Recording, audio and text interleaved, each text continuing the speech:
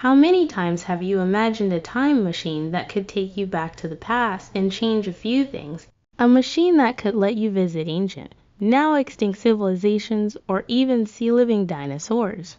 How many times have you thought about the idea of traveling to the future to see what human civilization will be like in a few years? What the planet Earth and its inhabitants will look like, or what the entire universe will be like? Welcome to the Science Hub, where there is an easy way to travel through time by doing nothing. Right now, you are traveling into the future at the speed of 1 second per second. But this way of time traveling is quite boring. To make it more exciting, we need to talk about relativity. Einstein's theory of relativity states that, relative to an observer who is stationary, time passes more slowly for objects moving quickly. For example, the hands of a hypothetical super-fast clock moving faster than another clock would seem to go slower. As it increases its speed and approaches the speed of light, it would appear to have stopped completely. Imagine two twin brothers saying goodbye at a space center. They are obviously the same age, but one is about to embark on a 10-year-long space journey. Fast forward 10 years. When the traveling twin reunites with his brother, the latter is much older. This happens because, for the twin who stayed on Earth, time passed much faster, and many more years have gone by. This is known as time dilation. While this story sounds like science fiction, it's actually true. The clearest experiment that demonstrated the effect of time dilation didn't involve twins, but two identical clocks.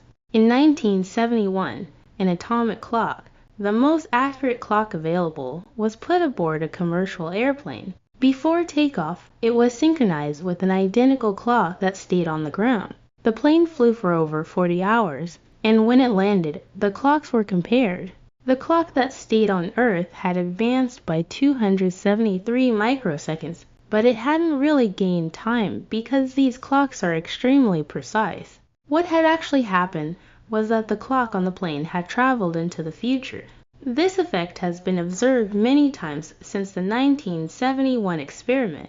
Astronauts who take instruments to the International Space Station have observed how their clocks desynchronize with those on Earth as the days pass. In fact, an astronaut who spends 6 months on the ISS will be 0.7 seconds younger when he returns to Earth than if he had stayed on the planet.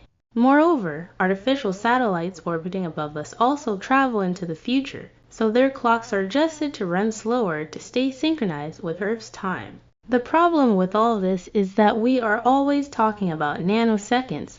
While it's fascinating that this phenomenon occurs, we need to see if it's possible to travel not just seconds but years into the future. Fortunately, mathematics has a solution. The Lorentz factor measures the extent of time variation for different observers, where v is the speed of an object. For example, a spaceship, and c is the speed of light in a vacuum. Thanks to this equation, we know that if we want to increase time travel, we must increase v, or speed. So if you want to travel into the future, you need to go fast, really fast. Obviously, we as humans can't do much, but machines can help us achieve very high speeds. If we could build a machine that goes very fast, we would have a time machine. But how fast must a machine go to allow us to travel significantly into the future? If we manage to build a machine or spaceship that travels at 90% of the speed of light, time would pass 2.3 times faster than normal on Earth. This means that even at such extreme speeds, time would only pass twice as fast as it does on Earth. To make an interesting journey, we need to go much faster.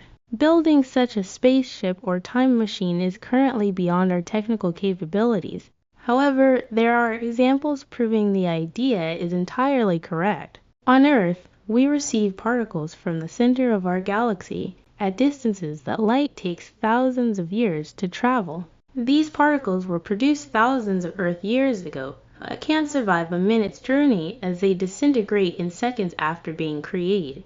This paradox can be explained by time dilation. The particles travel so close to the speed of light that they only age a few seconds while thousands of years pass on Earth. Fascinating. In summary, we can travel into the future, but we need a vehicle that travels at very high speeds.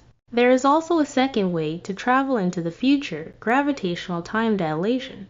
This effect causes time to pass more slowly in regions with higher gravitational potential than in regions with lower gravitational potential. This effect explains why your head is older than your feet, as your feet, being closer to Earth, travel into the future relative to your head.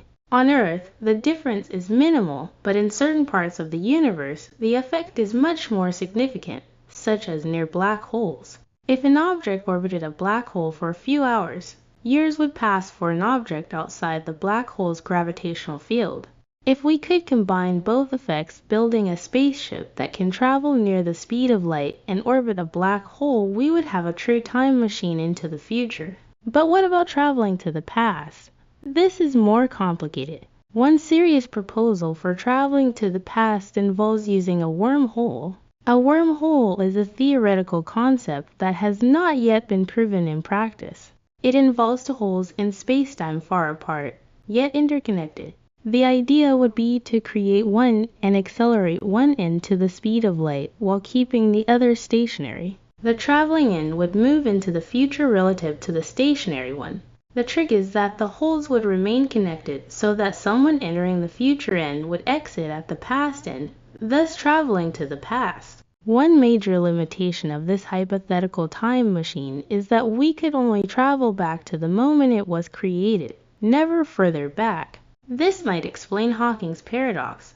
Why haven't we had visitors from the future? While the possibility of time travel to the past raises many paradoxes, the most well-known is the grandfather paradox, where someone traveling to the past could meet and kill their grandfather, theoretically preventing their own existence. Some believe this indicates that time travel to the past is impossible. However, another possibility is that traveling to the past creates a parallel universe, one with and one without the grandfather, thus resolving many paradoxes. Time travel to the past may be impossible, but at least traveling to the future is feasible. We'll have to see if we can develop the necessary technology to make these journeys in the future.